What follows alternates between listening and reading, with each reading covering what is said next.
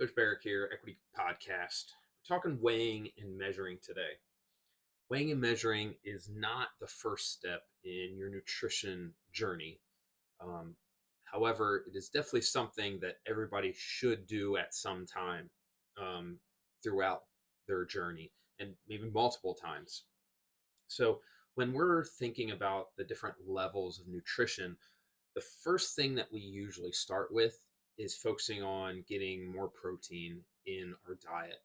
Um, Making sure to get protein in every meal is super important when we're thinking about longevity, when we're thinking about aesthetics. Like for both of those, it doesn't matter which one you're looking for, getting more protein in is going to be super helpful. It's going to help build muscle, it's going to help us feel satiated, help us feel full. We want to make sure we're getting that in. And every time we have a meal, we want to get that protein in. The next level is going to be limiting our processed foods and our added sugars, right? When we start taking away those processed foods and start adding in more real whole food. So, if we want to think about this as additive instead of uh, subjective, when we're taking something away, we want to add more real whole food. And what we mean by real whole food is the ingredient list of the thing you're eating is the thing, right? Broccoli's broccoli, fish is fish, um, potato is a potato. We want to eat real whole foods. We want to limit our processed food and our added sugars as much as possible. That doesn't mean they're bad, but we want to limit them. Very calorically dense, very palatable. It's very easy to overeat these things, so we're going to try and limit those as much as we can. And then the next step is plate method. What we're trying to do with the plate method is we're trying to balance, we're trying to find a little bit more balance in our macronutrients. So, protein, fat, and carbohydrates. We want to balance those out and make sure we're not overdoing on one or under eating on another. So, the plate method, a quarter of your plate is a protein, a quarter of your plate is a starch, and then half of our plate is a veggie, some kind of non-starchy veggie. So, protein is pretty self-explanatory. The starch is going to be, a real whole food starch, ideally, rice, potatoes, sweet potatoes, butternut squash, that type of thing. And our veggie is going to be some kind, broccoli, Brussels sprouts, green beans, some kind of veggie mix, um, a steam bag or something like that. Just half the plate in our veggies. And that's a really good place to start. Like you can do that anywhere. You can do that at a restaurant, you can do that at home. You just look at the plate, separate it into the parts, and you're good to go. And then once we get that plate method, then we can start talking about weighing and measuring. And there's a whole different level to weighing and measuring, right? It can be macros where we're being super specific. It can be, hey, I'm just going to do a certain meal or whatever, right? There can be a lot there. Um, and there's a lot of nuance in a lot of those. To what level are we doing those? How important, how much protein am I getting? Or am I just trying to get protein in a certain time? How strict am I with my plate method? Right? All these have different levels even inside of them. What we want to do is we just want to start, just get started. And it doesn't have to be perfect. We just want to start with, if we're doing protein, hey, I want to get protein in with my breakfast every morning. And then, the next week, all right, I'm going to add breakfast and lunch. And then the next week, breakfast, lunch, and dinner. Right. And we start expanding that and growing that habit over time. We don't need to go from 0 to 120 in 2 seconds, right? We can build that muscle over time, right? When we jump in the deep end, it's not sustainable.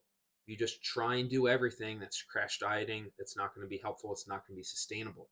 What we want, again, it doesn't matter if it's for aesthetics or for longevity, consistency over time is how we get results. Consistency over time. So when we start looking at nutrition, when we start working out, I'm not looking at the next 3 weeks. I'm looking for the next year, 2 years, 10 years. We need to build those type of habits. Imagine being able, wherever you're at this weight, and you like this weight, and then 10 years later you're still at that same weight. That's a win.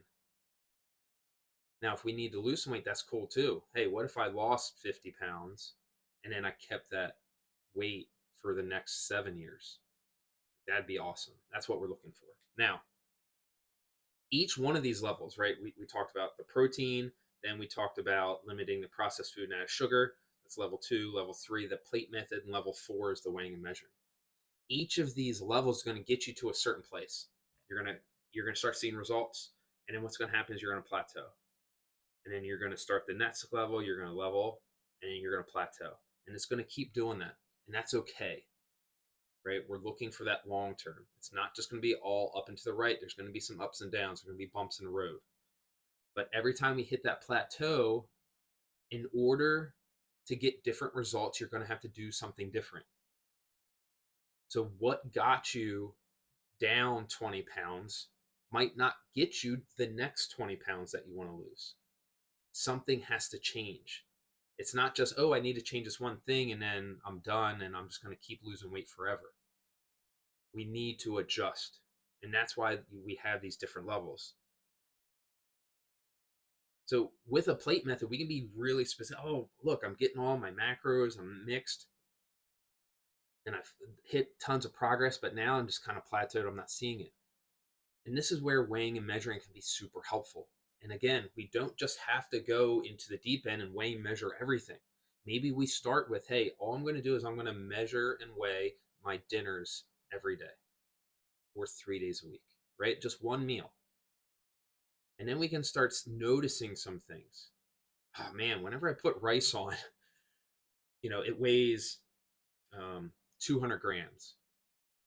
And, I kind of asked my coach, like, hey, how much, generally when you're eating rice, how many grams are you usually eating? It's like, oh, I'm eating about 80 grams of rice. I'm eating like double that. Well, now we can adjust. Okay, let's pull that back a little bit, right? Having somebody else that has done this before, that is doing this, can help you get there faster, right? We can kind of see what's going on, right? We can just start weighing and measuring those dinners, where we can do, lunch and dinner, just the weekends, just the weekdays, right? There's a lot of different ways we can skin this cat. The question we want to ask ourselves is,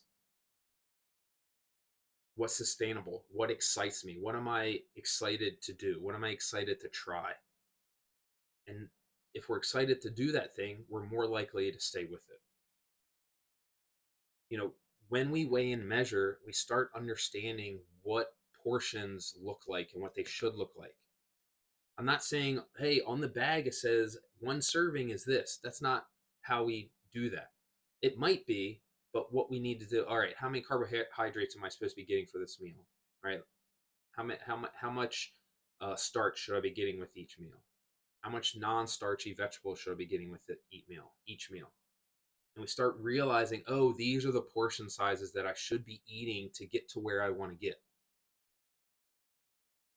The perfect example of this is peanut butter. Whoops. Peanut butter. Go to a peanut butter jar, grab a spoon, and get 2 tablespoons worth of peanut butter. Just eyeball it. Oh, that looks like 2 tablespoons. All right, and then put it to the side. Now go get an actual tablespoon and put 2 tablespoons next to each other, and then weigh the difference. And look at what actually 2 tablespoons worth of peanut butter actually is. Peanut butter is delicious. It's amazing. It's the best food ever. But you're probably overeating it.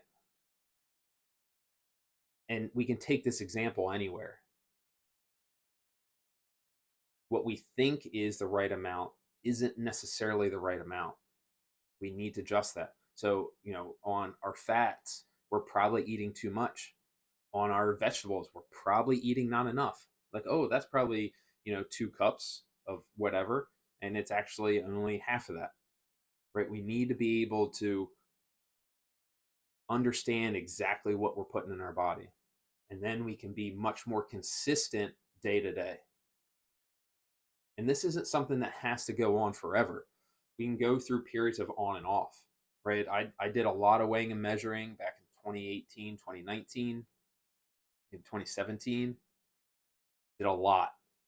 And then I haven't done it again until about a month ago. And I started back up again.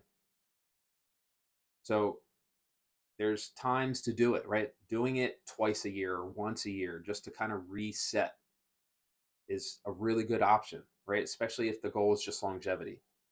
Right now, if we're talking about aesthetics, now we might want to throw that weighing and measuring in much more frequently so we can keep that aesthetic that we're looking for. All right. So there's different levels. If if you're not sure what to do with your nutrition, if you're looking for some way to break through that plateau and you're just not sure where to go, that's where we come in, right? We do fitness, we do nutrition, we do community. That's our thing. Accountability, that's us. So if you're looking for that little extra help, looking for some accountability, some support, please reach out. Uh, if you think this might help somebody, you know somebody who wants to reach a goal, that's looking for longevity, that's looking for some of those aesthetics, please share this with them. um, you know, we're here because we want to help. We want more happy, healthy people in the world. Cheers.